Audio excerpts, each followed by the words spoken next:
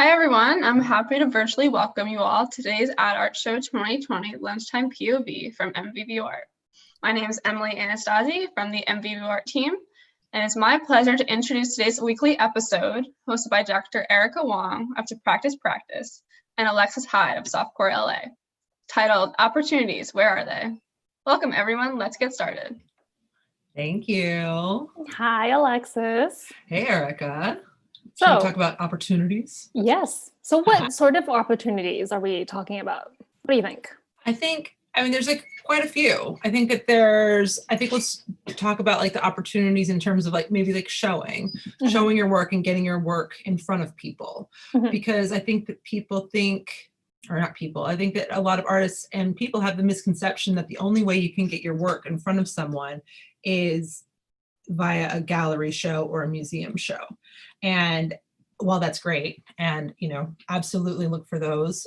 Sometimes you can have open calls. A lot of things are happening digitally right now, and it's a great way to form relationships with galleries and curators on Instagram and social media at the moment. There's also more that you can do, and that can include studio visits and outreach to people to invite them to studio visits, or showing your work digitally, or having your own kind of pop-up exhibition. You don't actually need a gallery to have an excuse for people to see your art. No, and I also think that to really set up, you need to think about what you want your goals to be, because the opportunity isn't necessarily always defined by what we see in public or what we learn in art school, which is, we have to be represented by a gallery, and then we somehow magically maybe get into an auction very, very far down the line in your career, and maybe we'll be representing our country in a biennale very, very far down the line. But I think that in the immediate, that there are different opportunities based on exactly what you're saying, that getting a curator to come to your studio can actually be an opportunity. And they don't necessarily always have to be these, what I call going to the castle, because they're really big, hard to reach goals. So in terms of opportunities, for instance, having a curator come to you, how is that an actual opportunity for someone who is an early career artist? So it's a couple things. I mean, it's initially and at the very base of this pyramid of what you can get out of having a studio visit with a curator, gallerist, or even another artist, is it's an opportunity to talk about your art. If you go to art school, you absolutely have your art crits and you're used to defending your work, but that's a muscle that if you don't work it out, you will lose it. And it's important to keep that dialogue going. Also, having other people look at your work, it's another way to see what people are seeing, because it's, you have an internal narrative which might be different than what other people are seeing. So that's just great to have that kind of, information exchange and conversation. But also if they're coming in, maybe they know someone who's looking for work that looks like yours or that would fit into a collection, thematically. Maybe they have a show coming up that it would fit into it. But also, just because they don't have a show that's fitting into it at that moment, because you don't know what their workload is or their schedule is for their programming, that doesn't mean down the line it's always a no. Maybe it's a no for now and it has nothing to do with your work. So you're building relationships and your network for long term. These are people you can follow up with as you build new work. These are people you can follow up with, we discussed this, here's some edits I made to the work because of your feedback. I really appreciate it. These are people you can grow with, and you can ask them questions. And it's funny because we had our episode that dropped today with art consultant Christina Hirakawa. She really re-emphasized people who get into the art world, we want to help each other. We believe in art. And if you ask us questions, we'll give you feedback. If you follow up, we'll look at your work. So building those relationships is super core to your practice, even though it's not art making. These opportunities, these conversations, and these relationships really can help your practice build, because you never know who they might be able to introduce you to as well, who might have something for you now. No, for sure. And I think that to expand on talking to curators, what I really learned to set the foundation of what a practice is to be able to read, to write, to on top of making, and you also need to be able to talk about your work. And I think understanding those 4 pillars, which for me defines what a practice or a studio practice is, really sort of also opens the doors into understanding different opportunities. Because if you are able to comfortably write, and I genuinely think that no one is super comfortable in writing, but like if you're able to write in a capacity, you can write reviews, you can write, and those are different sets of opportunities that will help with your studio practice as well. Being able to write, to formulate those thoughts and have that narrative, understanding how to go and structure things is actually really useful in terms of making, because the research that comes into it, it opens your mind. You're looking at things that you don't know or you didn't know, or things that you already knew, and you form a different opinion with time. So I also think that that's like really useful in terms of navigating and looking for different opportunities within the industry. Absolutely. Because also if you have aspirations as an artist, you'll be growing, your practice will be expanding, and that constant investigation, those constant conversations are going to help you grow. And that's going to be really important. So you really do have to, that's another thing that, they call it practice for a reason, right? No, for You sure. got to keep doing it. And so therefore, where are the actual opportunities? And we really need to sort of be very succinct. So we've talked about reaching out to curators, asking them to come to the studio. If you have a studio, if you don't have a studio, you can have like a one-to-one conversation with somebody as well, and just show them your work. Writing, I think there are quite a lot of writing opportunities, and it's not necessarily reviews. What other writing opportunities do you think are out there?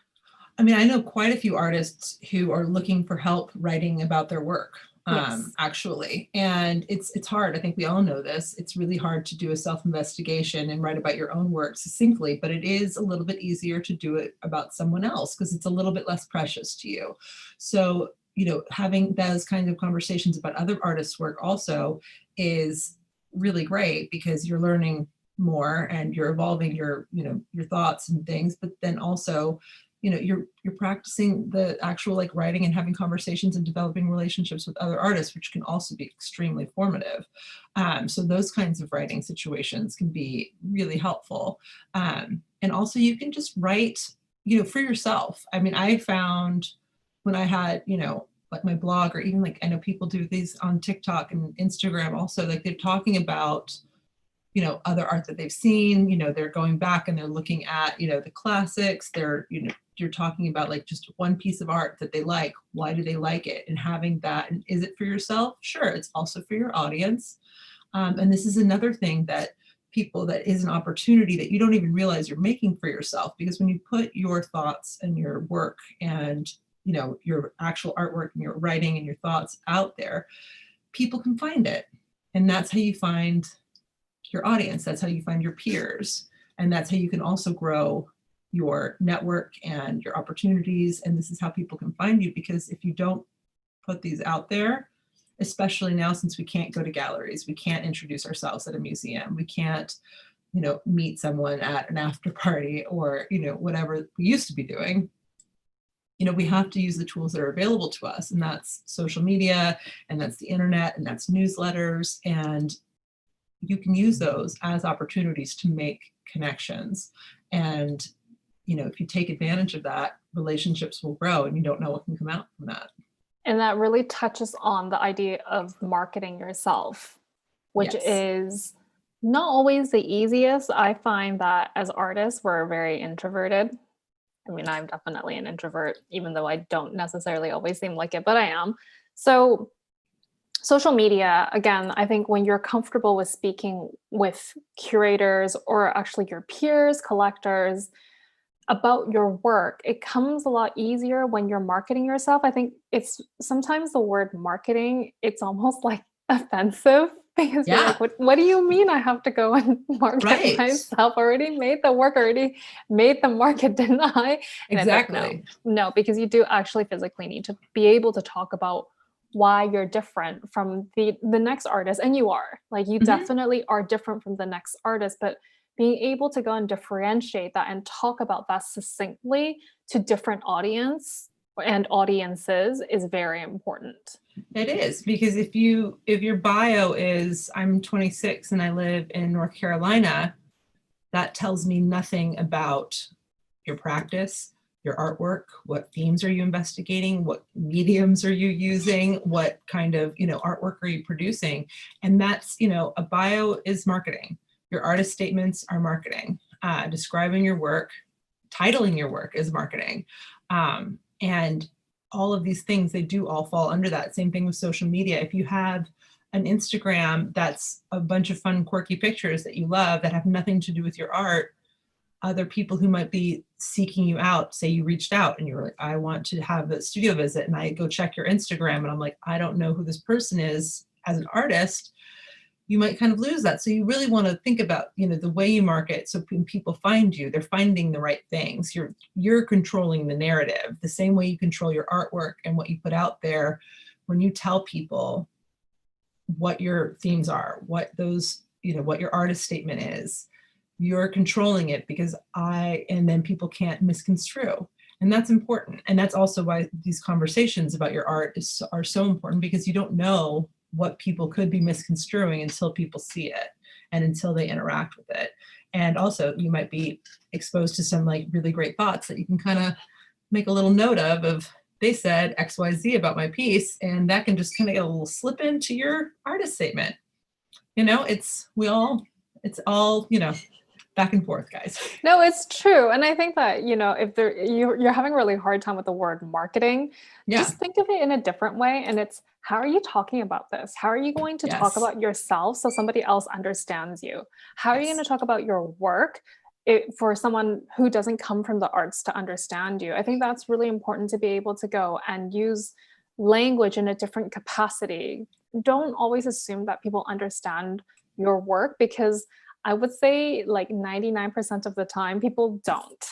No. And if you just understand that they don't necessarily always understand where you're coming from, and you need to set the foundation in order for the conversation to start, that in itself can be marketing. But really, if you want to feel really comfortable about talking about it, it's just you're talking about you and your work, and those things already. Absolutely. You know yourself, and you know what you're making, why you're making them. So, if like changing the words help a little bit, I think do that. They absolutely can. Because I mean, if you need my favorite example of all contemporary art are when people, try to talk to me about the pile of candy in the corner at the museum. And if you don't know what it is, it's a pile of candy in the corner at the museum. But if you're familiar with Francis Gonzalez Torres, you know what it's about, the whole thing, but there is a marketing behind that.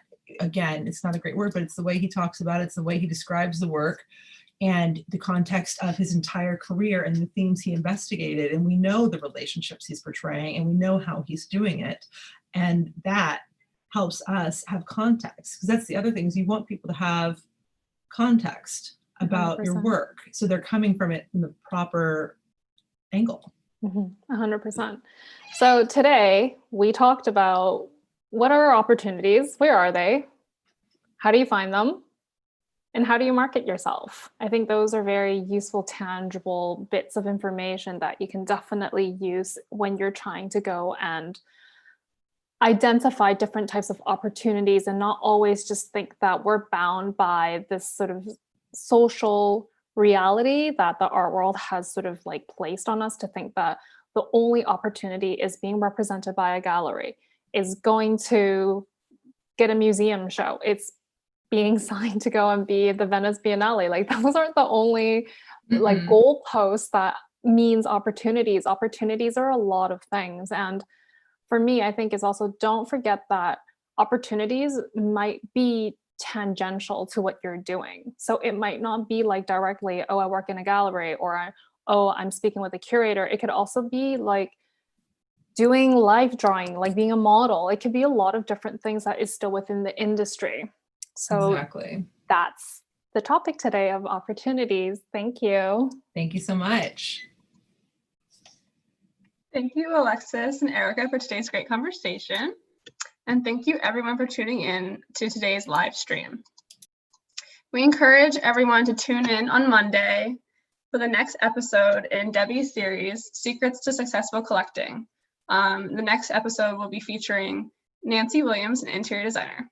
All Lunchtime POVs will be available for viewing on mvvart.com and on MVVR's YouTube channel. I encourage everyone to go to our website and view our fundraiser on Custom Ink and buy commemorative branded t-shirts to support City Harvest during Hunger Action Month. And I also encourage everyone to go to the Oculus at the Westworld Trade Center and see the 2020 ad art show come to life on the screens. Thank you all, and we'll see you next time.